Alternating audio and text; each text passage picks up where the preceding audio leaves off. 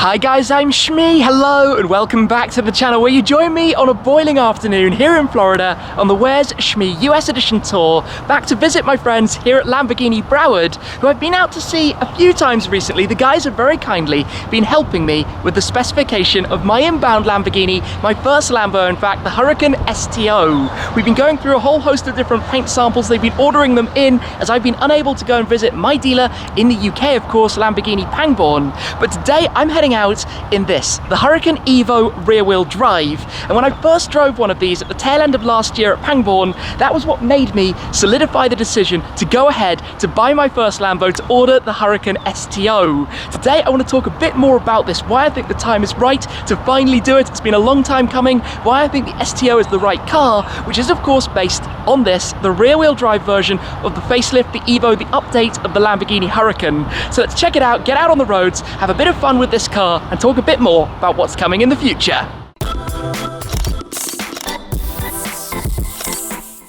I have to just say that the experience that I've had personally so far speccing a Lamborghini has been phenomenal. The way they make you feel like you're part of the family. The guys here at Broward, my guys of course, Lamborghini Pangbourne, the team over at Personam at the factory at the HQ, who have sent me this, which is a folder of paint samples, which I'm not quite ready to show you right now until I've completely locked it in and that this is what I'm going to go for, because the spec is moderately insane, to be honest. It will be the most standout of all of my cars, with quite extensive ad personam options, which is crazy, but it's my first Lambo. It's an outrageous car. If there's ever an opportunity to do an outrageous spec, it's going to be with this, and it all boils down to driving that for the first time, the Huracan EVO rear-wheel drive. Now don't get me wrong, the Lamborghini Huracan in its original guise, the LP610, the four-wheel drive, was always a fantastic car. Then they had the LP580-2 rear-wheel drive, but then they introduced the EVO, the update, the facelift you could say, and then came this, the EVO rear-wheel drive,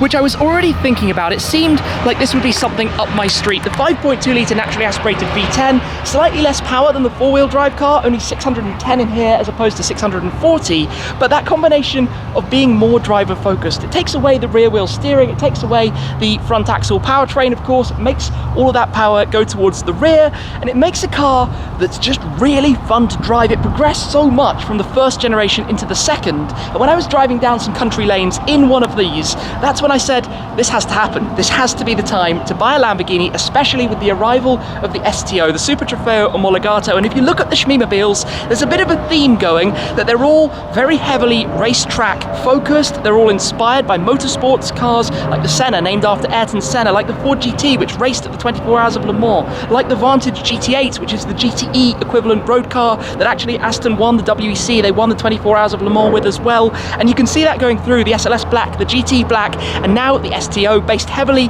on the Lamborghini Huracan Super Trofeo EVO race car, as well as the Huracan GT3 race car, which has had many wins at Daytona and at Sebring, all based on this really. And you can see so many things both visually with the design that carry over from the EVO rear-wheel drive into the STO. For example, the shapes around the front, although the STO has the full Cofango, the whole front carbon fiber piece, as opposed to a separate bumper, wing and bonnet. Obviously different words out here in the US. This particular car, by the way, is in a Rancho Borealis, the pearlescent metallic orange paintwork. I do like this wheel design. It's also got the driver's package, which means it's got the carbon ceramic brakes. Come around towards the back, it doesn't have the glassed rear windscreen. You get the engine bay cover with the black satin black plastic that you can see there, as opposed to the glass if you don't have the, I think it's called a luxury package. But inside, we just open this up very quickly. We've got the black with orange accent interior, and I'll tell you a few things looking at this car that I'm considering on the STO and some of the options that we've been discussing as well. But for the moment, let me hop on board this particular car, where it is very, very hot inside here. We'll get it started in a moment and then go out for a drive. Before we get it started quickly and get out onto the roads, we have also added the STO design to the Cheers by Shmee 150 store. You can find a link to that down below. We've got the design of the outline of the inbound Shmeemobile in the launch colours, the blue and orange, so do check those out. For now though, let's take a quick listen to what this sounds like when we start it up. Head around back and we'll hear the 5.2 litre V10 firing on up. Get ready to go out. The first and very common problem out here is the temperature. I'm not quite sure if you can see this, but from being parked in the sun, it's currently showing 102. 102. That's really quite ridiculous. Anyway, I'm going to do my best to try and turn this down just a notch, because otherwise all we're going to hear is the noise of the air conditioning vents. But Lamborghini Huracan, you know, when you're in strada mode and you pull the paddles and you're in automatic and you just drive away, it's that daily supercar type thing, and the rear wheel drive doesn't lose that at all. Of course, there was the rear wheel drive LP580-2 before this came along, but you just jump in and drive away, and it's got the electric steering, which is super light, and you don't have to worry or stress about anything, and there's nothing, like the pedals aren't grabby, they have a smooth feel to them, and that's what the Huracan really was for Lamborghini. It was the successor to the Gallardo, but significantly improved on the Gallardo, having the twin clutch gearbox as opposed to the E-gear, the famed automated manual, which you still have in the Aventador, just makes that car have a whole new level of usability. Strada with the gearbox is a funny one, and when I drove the EVO four-wheel drive for the first time, I found it really fascinating how when you go to kick down like you can in an automatic car, unless you actually go all the way, it won't drop a gear from 7th when you're on the highway, which is of course a sound thing, emissions regulations and all of that stuff. This is obviously not the most exciting way to drive it, so if we turn it to sport with the switch right there on the steering wheel, it immediately gets a lot louder and a lot more exciting, even more so when you then press the button in the middle to go manual and of course start using the pedals exactly as you like. And that's where this car really comes into life with the very complicatedly named suspension system that it has. It's a complete step up. Obviously, to get out of here we've got a lot of stop signs, so I apologise for those. It's a complete step up in terms of ride, and then being the rear wheel drive and taking away some of the weight that the four-wheel drive system brings to the front axle is what really starts to wake the car up for me. The four-wheel drive Huracan, just, you feel that lack of response from the front end, you feel that slightly artificial feeling, and the rear wheel drive is just a different animal. It's a completely different machine. It just becomes something else as a result, something that to me is so much more what I like. You know, I'm here as, I would say, the purest driving experience. That's what I'm chasing, as opposed to the, I want to daily it. You know, for dailying, I drive the Taycan or the G-Wagon or the new M3 Competition or something like that. Something that's a little bit more sensible for dailying as opposed to a supercar. I want a car that when I do this, starts to come alive, and that is what this does. Some would say that those crackles that you get from the overrun type sounds out of it are a bit artificial. Yes, they are, they're computer controlled, but engines like this, the V10s, these won't exist forever, and they need to be enjoyed as much as they possibly can be enjoyed while we still have them. And the STO is going to be my first V10, the first V10 in the Shmeemobiles, which is, well, not the first I've ever owned, but the first that I think is going to be sticking around after I take delivery of it. I intend to keep this car. You know, that's why I'm going so over the top with the specification, is because I fully intend it to remain in the garage longer term. When we turn out here, we should have a little bit of an open road in front of us and an opportunity to do a bit of this.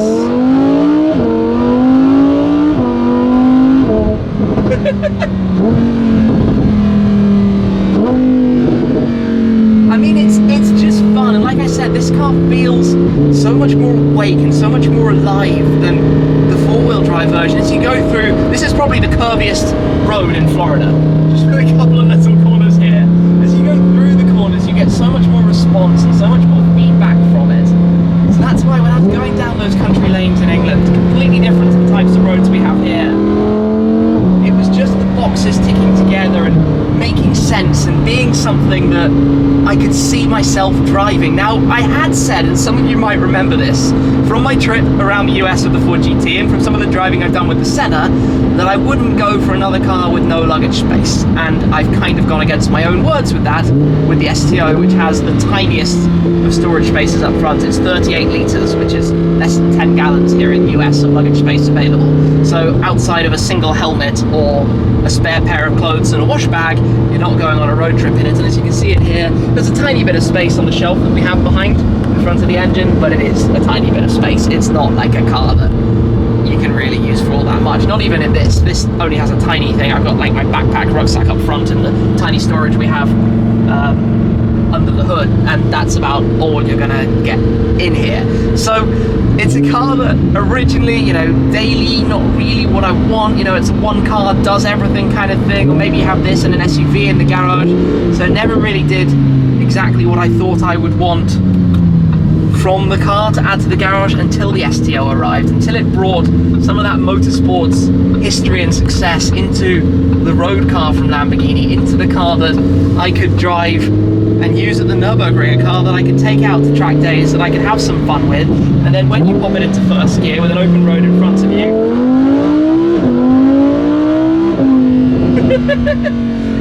it gets a move on. And we haven't even, of course, gone into Corsa. Now, the problem I have when you flick the anima toggle and go up into Corsa is that these cars get very firm, and I can instantly feel it. You do get the very cool dashboard display, and I suspect in the STO Sport is going to be more equivalent to the normal driving mode, and then the STO, either you can put the STO into wet, or you can put it into STO mode, and it's going to get even firmer. But in here, with the corners up ahead of us, drop the gear,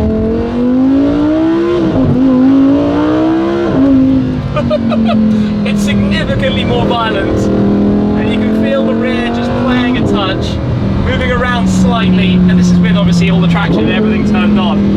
Doesn't crackle as much in Corsa. The crackles are basically in Sport for where you're kind of having fun on the roads. This is obviously for maximum track go, and that will be the same in the STO, and I can't wait to drive the STO, in fact, to see if it stays true to this, and hopefully I'm not going to regret that I didn't just go for one of these. What I don't like in Corsa though is that the steering feel is too heavy. The steering feel is too weighted up, and maybe that makes sense on the track, but on the road I think Sport is probably the sweet spot. It's where it makes the best sound, the ride quality is a good balance, and everything just connects, all the dots come together, it just works, it just makes sense, and it feels so fun to drive, and that's why I couldn't resist it. That's why I had to basically say yes to getting one of these things, to finally doing it, because this is what I love about driving.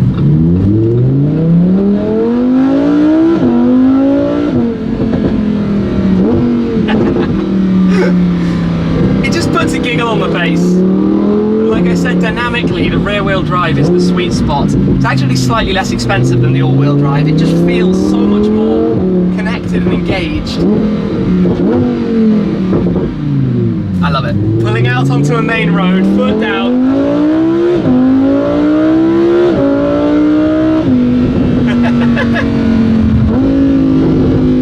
The car is just, from an emotional perspective, as good as they get in an era where everything is turbocharged, moving towards hybrid, taking away sound, taking away that connection you have when you're driving. This is just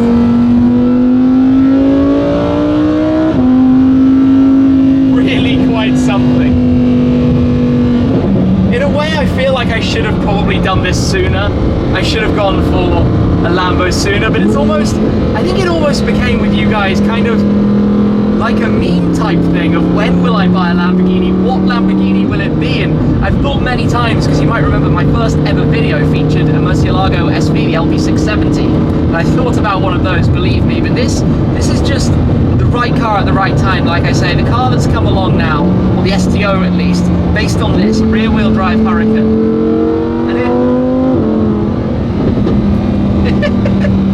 it just makes you giggle. Even this makes you giggle.